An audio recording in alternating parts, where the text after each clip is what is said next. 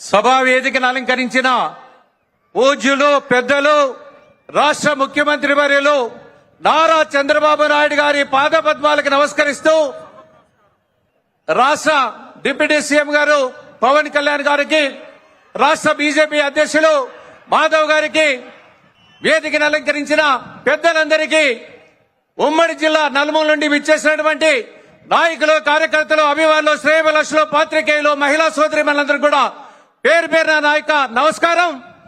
చాలా సంతోషం. ఈరోజు అనంతపురం జిల్లా చరిత్రలోనే ఒక మైలురాయిగా మిగిలిపోయే విధంగా ఈరోజు సూపర్ హిట్ ఈరోజు ఈ కార్యక్రమం భారీగా జరుగుతున్న సందర్భంగా అందరికీ పేరు పేరున నమస్కారాలు. ఒకే నిమిషం మాట్లాడమన్నారు.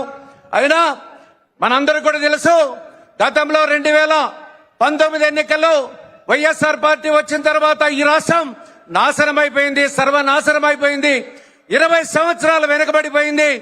అయితే 2024లో మీ అందరికీ తెలుసు, రాష్ట్రం బాగుపడాలంటే అవగాహన, ఆలోచన ఉన్నటువంటి ఒక నాయకుడు చంద్రబాబు నాయుడు గారు అయితేనే ఈ రాష్ట్రాన్ని బాగుపరుస్తారనేటువంటి ఉద్దేశంతో ఎన్డీఏ కూటమికి పట్టం కట్టారు.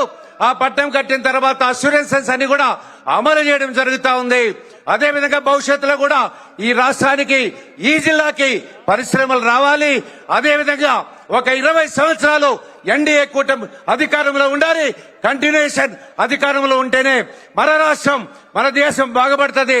అదేవిధంగా ఈరోజు ఉమ్మడి అనంతపురం జిల్లాకి మన నాయకుడు చంద్రబాబు నాయుడు గారు కరువు సీమ అనేటువంటి కరువు ప్రాంతానికి అందరి నీవో పథకాన్ని ఇచ్చి దాదాపు 2700 కోట్లు ఇచ్చి ఈరోజు మాల్యాల నుండి కుప్పం వరకు కూడా నీళ్లు కూడా ఇస్తున్నారు.